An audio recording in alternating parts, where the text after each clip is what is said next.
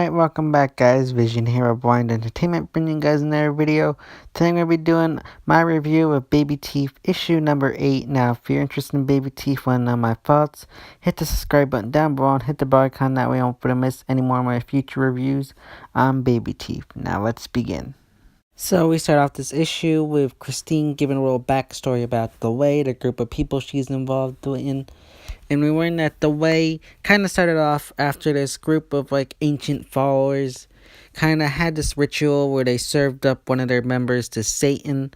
However, in the process, the nun that they were giving up to Satan ended up becoming the host of the first Antichrist. So Christine explains a little bit more about the Way's background and how they see themselves as like the apostles or disciples of God, and that if God created Satan, he really did want the end of times to come, even though the Bible says he kind of didn't in a way.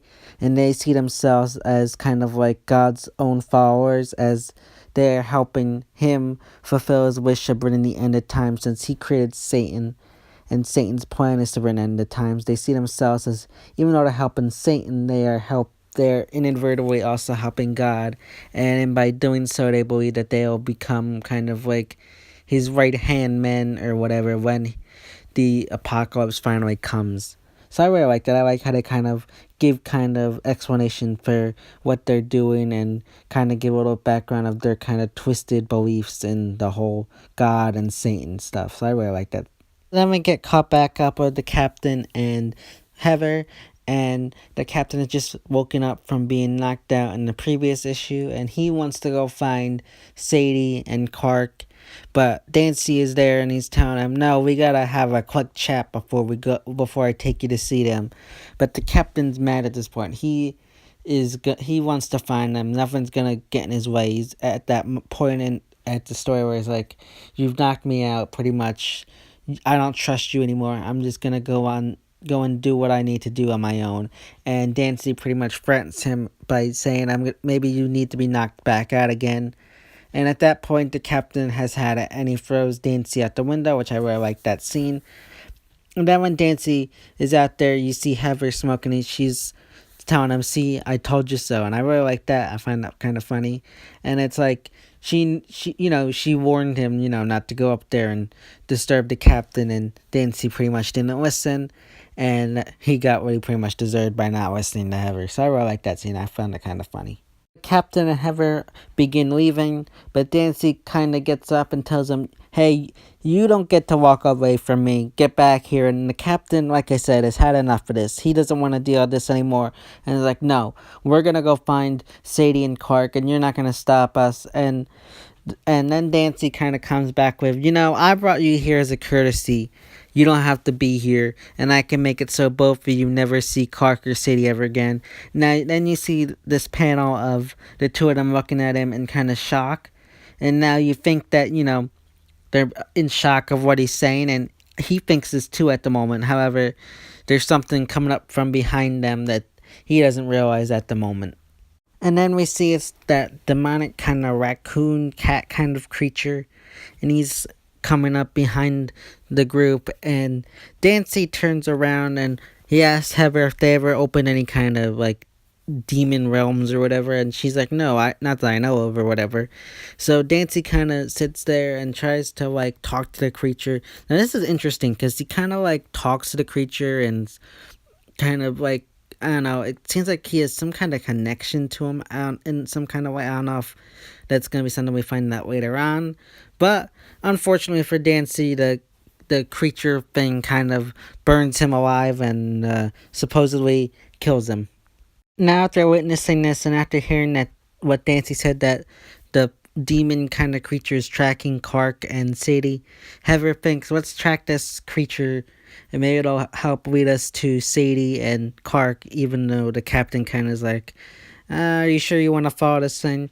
Because it just killed Dancy, and she thinks, well, it didn't kill us, so I think it's going to protect us and maybe it's against these people that we're with. So I kind of like that. I think it's interesting. I wonder if this will end up being good or if this will kind of end up blowing up in our face. That's something I'm interested to see, how this kind of whole tracking Sadie and then what this creature plays out. That's something interesting I can't wait to see play out. So then we return back to Sadie and Christine, and Christine's telling her daughter about her early life now, because before we left them, Sadie asked about Heather and why she's not related to them in like a blood sense. So Christine tells her that when she found out that the next Christ was going to be the one to bring about the end of days, she went out to have kids. However, she struggled to have kids with Sadie's dad, and then she went and kind of had a kid with someone else, and that's where Heather came from. And then as time went on, she figured she wouldn't have any more kids. And then when she had Sadie, she thought she would be the one that would be the miracle. She saw her as like a miracle baby and thought she would be the Antichrist. However, that did not turn out right. So at that point, that's why then she explains that at that point, that's why she left the captain and pretty much abandoning them at that point, and that she came back to the way and kind of she tried one more chance to have kids, and it's revealed at this point that she tried some unconventional ways, I guess, and that Dancy is actually Sadie's brother as well. And at that same time as Christine's telling Sadie this, it's revealed that Dancy somehow survived, I guess, being burned alive by the demon, and has kind of turned into, like, I guess you'd maybe call it a zombie, I guess, maybe in some stretch. And he's kind of hunting down Sadie's sister and the captain.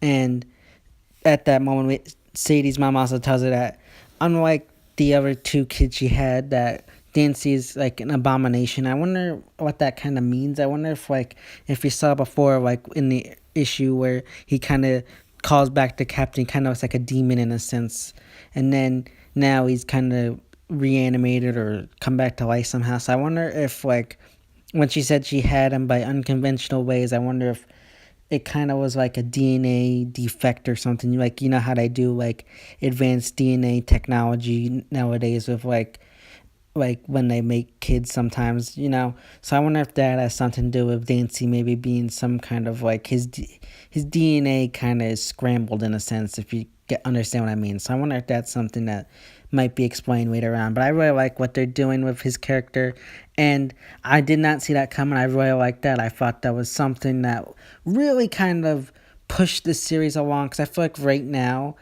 it was kind of hitting like a stale point, but I think revealing the fact that Dancy is her brother kind of made this story kind of come back to life in a way. I kind of feel like the first issue back and this issue were good, but I think if they didn't have that like big reveal in this issue, so far this arc would kind of feel stale to me. So I'm glad they had that reveal, because I feel like it really pushed the series and made it more exciting in a way. So let me know what you guys think in the comment section down below. But I thought that was a great way to kind of push the series in a new direction. And Christine finishes up her story, and Sadie tells her she feels a little tired and she wants to take a nap. So Christine tells her, sure, go take a rest. She'll take care of Clark. And at that point, it's revealed that, if you remember earlier in the story, Christine had made both of them tea, and it's revealed at this point Christine kind of put something in Sadie's tea to kind of knock her out, put her to sleep in a sense, and she's taking the baby, and it seems to me like she's got a plan up her sleeve. I wonder if like she and the rest of the Way members are gonna like run away with the child and go somewhere where Sadie and the rest can't find them.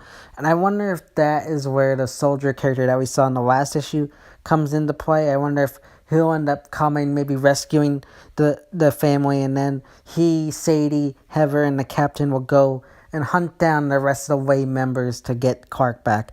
I think that'd be something very exciting and interesting to see. But let me know what you guys think in the comment section down below. So yeah, guys, those are my thoughts on Babyteeth issue number 8. Now, I really enjoyed this issue. I really like what they did with the background information about the Way and giving us more information about Sadie's mom's background. And I'm very excited because I feel like this issue really jump-started this arc and really gave us a lot of things to look forward to, and it's kind of making this series go in a great way that I think it could definitely be a great book moving forward.